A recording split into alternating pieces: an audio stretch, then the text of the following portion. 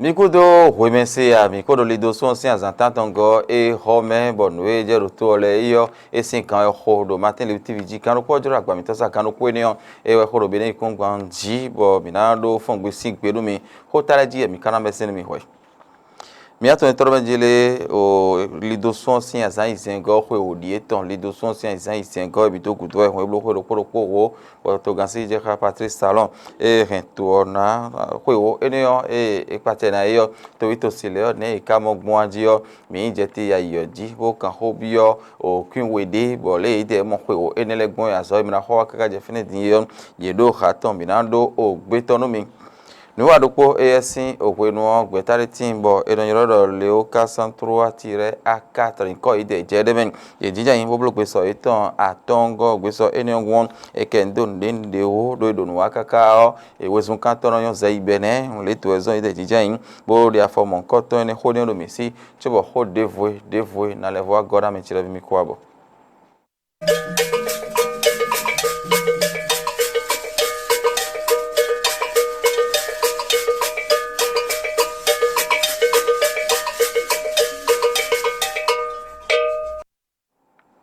Zen oui we don da gi we e me khole don do yo mamo no ben jire bere to mi ton apade we de da ya we ogudo tin eji apade we e ndo we gbori we yan milile awe mapa we devoto we ogudo Patrice Talon to gansi je ka bere to ton ne e don to ta no na bo wazo de no benevile no bene to no nyona to bi huiton ho ne to ito sile ko mele ko yi ka mo gbon adio mi de o mi jete ya yoji bo so ho inu mi ton ye inu mi ton o kan hobio me aider do o enion et c'est déjà Patrice Talon et le bible do to ta no lo ido yo minance dans Talon a zo de wa nous président de ko no fine bo ida ile no egbo mo to lo san po le ya ni apprécier a zo ton tam on no do ko file parce que to lo yo se to ja dai di on mede no fine dai ile o amro je to lo comme le wa bo pem duro nu me bo ma mi mo du a on do je to sin awa so ana mo pe entreprise les dia so les de po gege o mi o ni da yo yin no ko gbe me ti o mo no mo fi de mo vivo donc ni apprécier a so ton ko nu e ro se mi ton do e he no du aton o pe veni yo le mo bon le wa son ta ama nde me to gan le wa da ile ma bro a le ye wa e bro no bo enyo pon ma alizo ne le e wa son ta ama unza lo ton ni c'est bon to si me e ma si me bidine me de ba si ndo idaji ama e si mo ta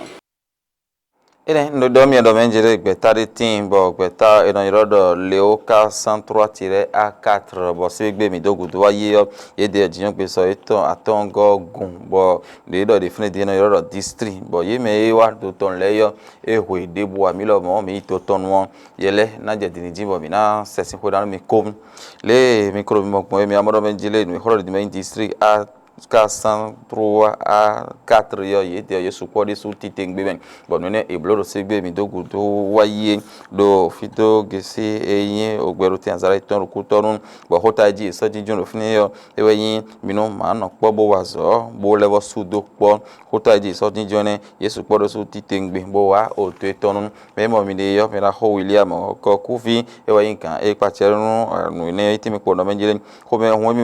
ho mi de sous titengbe ali ezon kaka chuwa je fine homedie ekwen jebo ikanro nkan bobo debuo ekaro moncho bedido temeteme e blonu kan le azo e wa ile do haton gbon ye khlepo do menjire kan we de gbogbe so atongo yin nu wa ton bo iso so bo sin ti jan yo e na dupo ko me won po ajije po deji pe do won egbo ati bo ilu deji ton pe di ovi e do pe ta mo nkan to me so po lo gege bo wa nu mo nkan to sin ta me deji bo li ni we do menjire eto nu na zon de kaka lobo me na vo wano azinku ojibuna no fide na ton eve chakpe yo eyo yin kan e pa che Nigeria pare ko gbeta ropo eniyan me edogbe ye azo ye chakana bo wa bo to kaka je fene die tito me blogun le gbon le isafo bo to bo achoro fele gbon bo home hunhun eyin okoyotan ye vi de sun nugbo ekle do me wa bona kendo ondende o iru ando ko do bona le azo ye wa kaka je fene die te ka he na so gora te he na desimen le na to gbon din bonu ko ina le watin hu mo tito me le bi hui bloyon edoze gbe do benjele ton pe di o file le isu pe gbon bo wa ye yon bo ko be no mi tiyan azore dede yo edanje wa hai be si dinji do idere so do nu kon yemeon e na no tende mero o peta mende tin hon na omi ga ba eye we to le do fleme bo to le na igbon bo ko yo na vivie etime po do menjele mi de so ko mi hu mi yesu po de subu wa to ton bo ye me ka do ton le yo ye mo nu ngigi bo so ro ho so da teji bo do fini le me nu e ma hai nu nyo so inte bo do ho de le ho ta eji we don do teme le yo le do le mi evinu mi de sun bo ko mi hu mi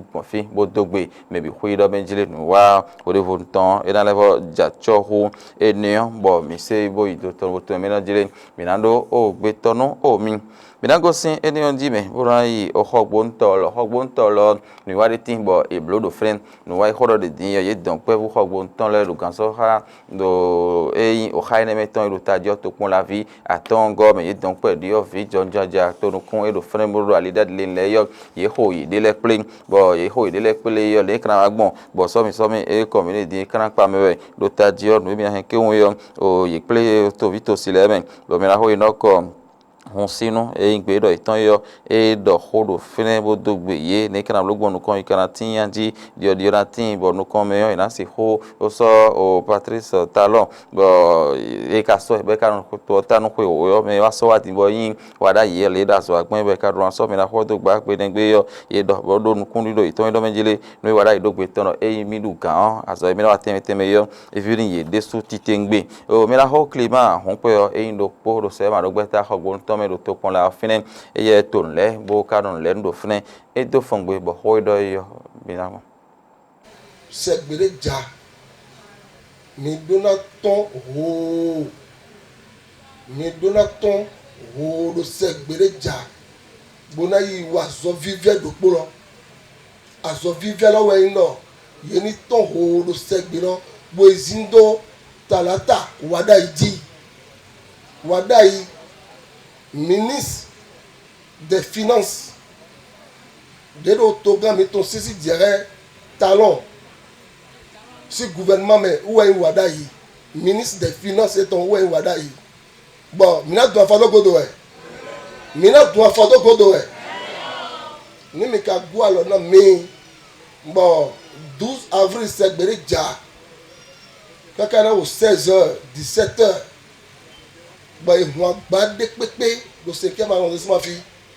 quartier de pepe si agba bo e hunle bon ni yan di do ete na di do bon ina wadai yena di de to kaka bo agba bi pepe na no fi do yena di de to kaka agba bi na no fi ne me ga ba si mo ro bo wa so po arrondissement lo me se do bodo agent miton les si arrondissement mais là il y a un commun il y a des gens voter na mi et là il no vai et na ze mi so ya ga e ga ze mi so ya ga to novi miton de do diplôme gbogbo pegbe bo mamo ali de pegbe le be ma dun ara e mi bo ja le bo gwa lo na mi segbereja mi wa so fi ve ni lo na mi nka gbo ado domingo bo nyo de mi no ba si gon bo mi na fo ba si mo lo segbereja mi kwa pro lo po na mi le ele bo ene on dine minato etology nu wale timbe yoro fi job yo gbe me en festival international jour de bilan le yoro nemen bo nu wade bo no sin agunta bo asadan den we dudu bo no ton le do fune be yin afoto no kun we go be to khoye khwe o matin le télévision mi to tono biele minanje ko jima se sin khodan mi ko le ngbe mi atno benje nu wade yin bo so intero apapa yi na wa bo le kana blogben bo yeme don pe fu jonjo ya de via afi ton pe jure le yo na si ho o ponta glo mo de ton mo no e no de ton ene na so da jo bo kana le so hwen do mi ton le so da jo ha mo ko ton me e we no emi anu kun ta mbo eto do fini kaka so ido mi ama le we dudu we ya no indo me do agba hon le we dudu ton sin ali nu we ya bo gbeta yin gbeta bo no pe kun hwen do gbodo lo ji fun kan ho do ha mo ko ton me yo we to no bi hwin ne karam logbon bo nyon wa ton pe di ovile ton e na so di akangun bo ta so gbende ji o me lebele na tun ye be sin din we no emi anu kun le riche vivance poge e we to le do fene e ti me po do me jere nu boy kwe afoto no kun we guto ino fiwe ejitiyan ofiyo tiyan ofiye ko jikabedo kwe afoto no kun we yo ekuso yo povo finion ko so hunu wa mon koton de ha me tiyan kwe ton ko sein e karo mo twe kun do me ni we no no te pon cho no blo no iton e no to ile letenti nu boy mi fin do po de vla fo hosu dal ye we de ndo fene me lo ina do sin we de no ka je tiyan me de kun so dal ye o koi le do no mon koton bo mi ka tun bo ahwan no pledo be ahwan kono pledo bo no son de o mo no son do mi ton le da jo nyon wa don pe de o vile ton so da jo yo ko e je tin lo bo a che pa na se ho da lo mi a eji me do ali ni onu le mi do bi ipo no mejele e ni da lo ye do ye jonjo jale we to ye jonjo jale sinu iwa e do eni gudo yo mi atno mejele eme wa to tondo hamele se ye ho de buwa do o me ho ije ton kan to so temele me ho din yin o comme gan o jeje la eton me la ho Justin o afope eti me po do mejele nugo e do nu mo ko to na wa jije me ate ho to gbe ho yibo je hun gbe se ji wo je han gbe se ji yo ana be osun lo wa ton pe fu don drondo me ho no drondo me ru pipo ho we bo afo ton fe ro te pele lo drondo be ve nu wa de fofo bodo ha me no to pe ho te gbe no na wa jije ideji be no le so nu yen de be no zon bo kon de nu iton le no le so da jo bo no ton pe de ofile yo ide ma susu we bo wa on ji nu mo ko ton le wo de ji edo enion kaka so ido me na ho usu afope eye izanga boro ye na wa elo mo edo zogbe hoji eti me podo mejere nu gbo menji do nu no no turu fine yole eyan lobo jacho tite gbe do ye na wa do me bi no ton mo wa ha do fine le me bi no wa do ma una blobo nu kon yi jen e na do de ji bo nu edo taje we no menjere e to nu do fine bo sangbe to ne din ho nu ton e da cha don pe di ofile ji ran edu we bo acha edo yan wa iton temeten blo le riche elele ko eti me podo menjere nu bo ebe ne mi de bo yin do to me ka de yo ma do nu yan wa ton nu yan do ton le so da jo e boro so gben tare di we ha ne e kana tun mo to gudo aji ne fie na jo so le yo e kana ton lo hen ugbon aji le to e zone wa ye do nu mi no ponye kan me bo no de yan wa ton pe di o vile ton se we bo ko no de khale nu yin to document ton le di ji do nu mi ganje ne o me ro aye la wa jele we aye na wa po do jeje la ipo me finele no fin yibo